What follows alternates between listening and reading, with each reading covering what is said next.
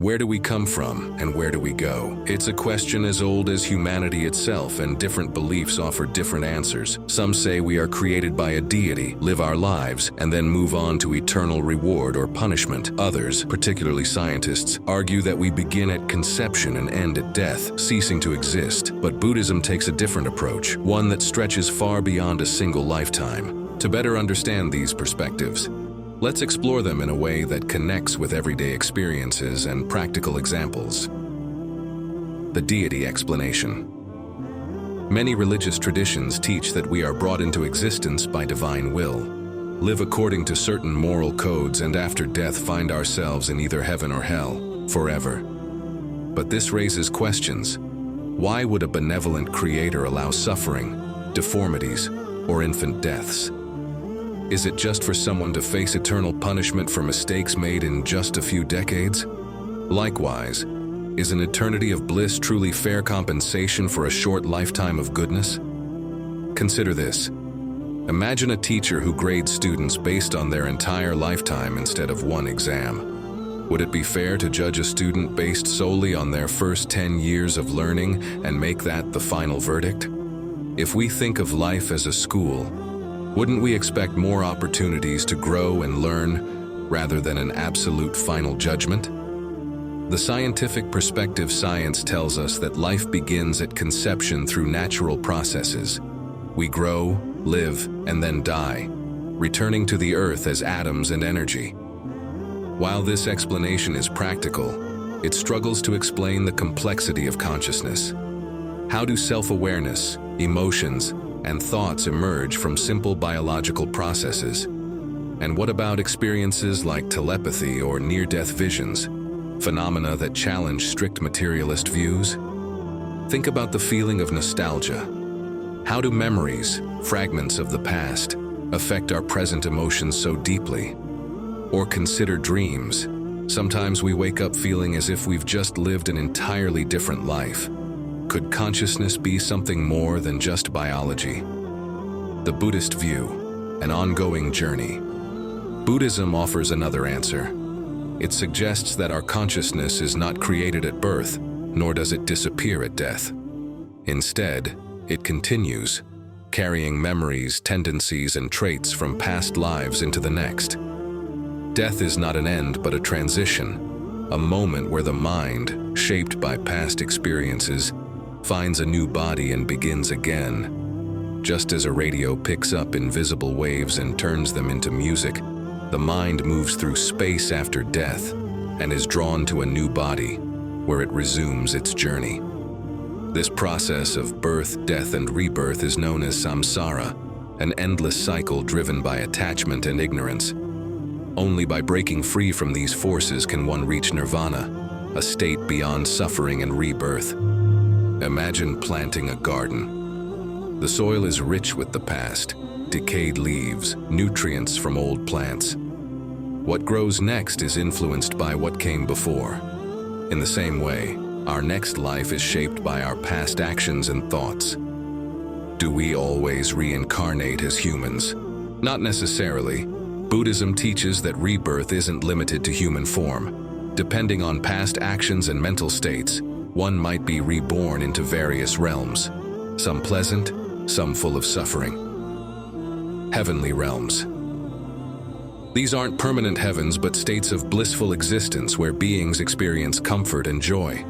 However, even these realms are temporary, and rebirth elsewhere is inevitable. Hellish realms, places of intense suffering where fear, pain, and despair dominate. But just like heaven, this state is not eternal. When the conditions change, rebirth occurs. The realm of hungry ghosts, a place of endless craving and dissatisfaction, where beings are tormented by unfulfilled desires. The human realm, a mix of joy and suffering. This realm offers the best chance for spiritual growth. Here, we can learn, change, and work towards liberation. Consider a person who always chases wealth but is never satisfied. They may have a grand house, luxurious items, but still feel empty. This is similar to the realm of hungry ghosts, trapped by craving. Meanwhile, Someone who suffers greatly but finds meaning and wisdom in hardship is making use of the human realm's opportunities for growth. What is samsara? Samsara means continuation, the never-ending flow of existence. Just as clouds turn into rain, rain into rivers, and rivers into oceans, life itself follows a cycle. Nothing truly disappears, it only transforms. But this cycle isn't just about physical forms. Thoughts, words, and actions also continue beyond us. Every thought we send into the world leaves an imprint. Anger, love, hatred, and kindness all have lasting effects, shaping not just our future, but the world around us. Negative thoughts and words spread suffering, shaping painful futures. Kindness and wisdom create joy, not just for ourselves, but for others. Think about social media. A single post can influence thousands, even millions. If it's filled with anger, it spreads negativity. If it's filled with kindness, it uplifts people.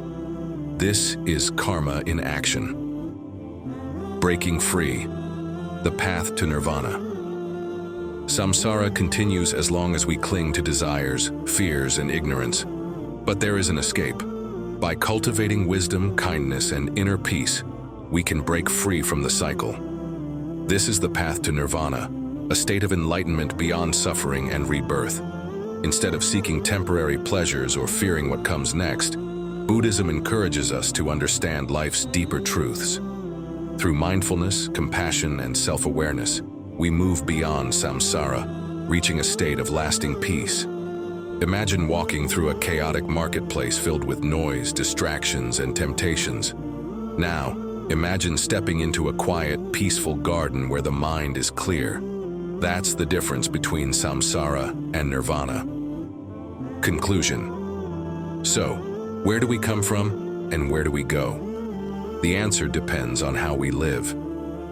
Whether we see life as a divine plan, a biological process, or an ongoing journey of transformation, one thing is clear: our thoughts, actions, and choices shape our path. If we live with wisdom and compassion, we don't just create a better future for ourselves, we help uplift the world around us. And that may be the most important journey of all. Life is like a ripple in a pond. Every action, every word, every thought sends out waves. What kind of ripple will you leave behind? Chapter 4. What proves that we will be reborn after death? Many people wonder what happens after death. Do we simply disappear, or is there something more? Buddhist teachings suggest that life continues in cycles of rebirth, shaped by our past actions and habits. But how can we know this is true? Beyond religious belief, many experiences and observations suggest that rebirth is real. 1. Children who remember past lives. One of the most intriguing pieces of evidence comes from young children who recall past lives. Imagine a child suddenly speaking about a life they lived before, recalling names, places, and events they couldn't possibly have known. In many cases, these details have been verified as real. For example, a young boy in India claimed to remember being a man who was murdered in his past life. He described the town he lived in, the names of people he knew, and even how he was killed. Upon investigation, everything checked out. This suggests that consciousness carries over beyond a single lifetime. 2. Near-death experiences, NDEs. Many people who have come close to death report vivid, otherworldly experiences. They speak of tunnels of light, meeting deceased loved ones, or feeling their consciousness separate from their body. Some even see visions of heavenly or hellish realms, similar to Buddhist descriptions of different planes of existence. For instance, a woman who was clinically dead for several minutes described floating above her body and witnessing doctors trying to revive her. Later, she accurately recalled conversations and events that happened while she was unconscious. Such cases suggest that death may not be the end, but rather a transition. 3.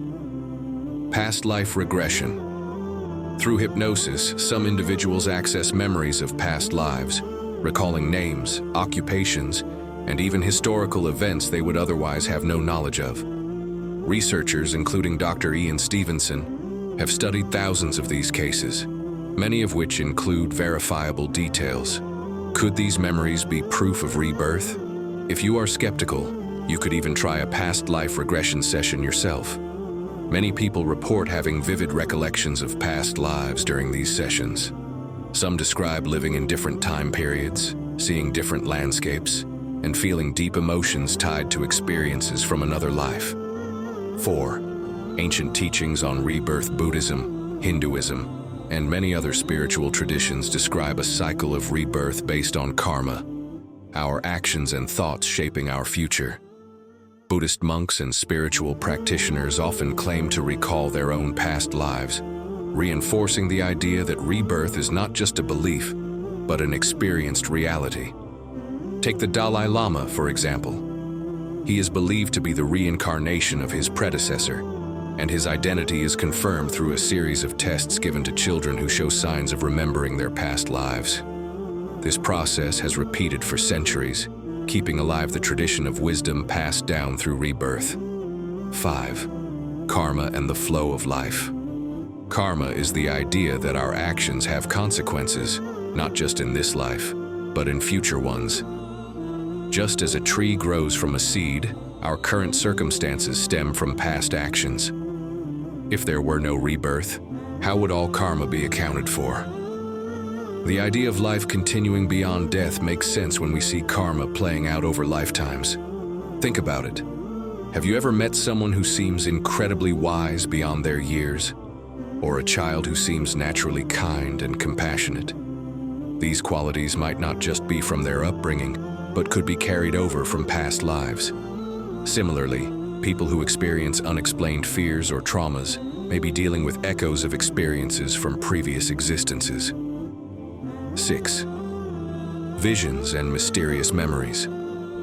Some people have vivid dreams or visions of another life, feeling deeply connected to a different time and place. In cultures around the world, individuals have been recognized as reincarnations of past spiritual leaders or ancestors. These experiences, though subjective, add to the collective belief in rebirth. Try this. Keep a dream journal. Many people who have looked into their dreams find strange recurring themes or vivid settings that feel oddly familiar. Some even experience what they believe to be memories from past lives. By paying attention to your dreams and intuition, you might uncover traces of your past selves. Conclusion. While science may not yet fully prove rebirth, countless stories, teachings, and experiences point to its reality. The evidence lies in the memories of children, near-death journeys, past life regressions, and ancient wisdom. Understanding rebirth helps us see life as a journey rather than an end. More importantly, it reminds us to live with kindness, knowing that our actions today shape not only this life but the ones to come. If you're curious, explore it for yourself. Keep an open mind, look into past life cases, and maybe even try meditation or regression therapy. Whether you believe in rebirth or not, one thing is certain: our actions leave an imprint, and the way we live now matters more than we might realize. Buddhist Rebirth, a scientific perspective. Many people wonder what happens after death. Do we simply vanish, or does something continue? Buddhism offers a compelling answer: rebirth. But is there any evidence to support this idea?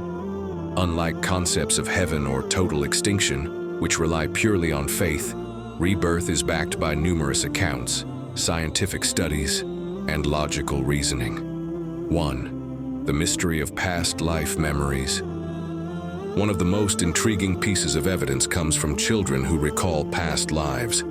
Take the case of a 5-year-old girl in England who began describing a life in Spain, naming streets, neighbors, and even recounting her own tragic death in a vehicle accident. Investigators confirmed that all the details she provided matched those of a woman who had died in that exact manner years before. This is not an isolated case. Dr. Ian Stevenson, a respected professor at the University of Virginia, spent 25 years studying such children, collecting thousands of cases that strongly support the Buddhist concept of rebirth. His research shows that these memories often fade after the age of 6, suggesting a window in which the mind still retains past life impressions. 2. Near-death experiences, glimpses beyond life. People who have had near-death experiences, NDEs, frequently describe seeing a tunnel of light, meeting deceased loved ones, or feeling a sense of floating outside their body. Some even recall encountering different realms, similar to those described in Buddhist cosmology. Are these hallucinations, or do they offer a glimpse of what happens after death?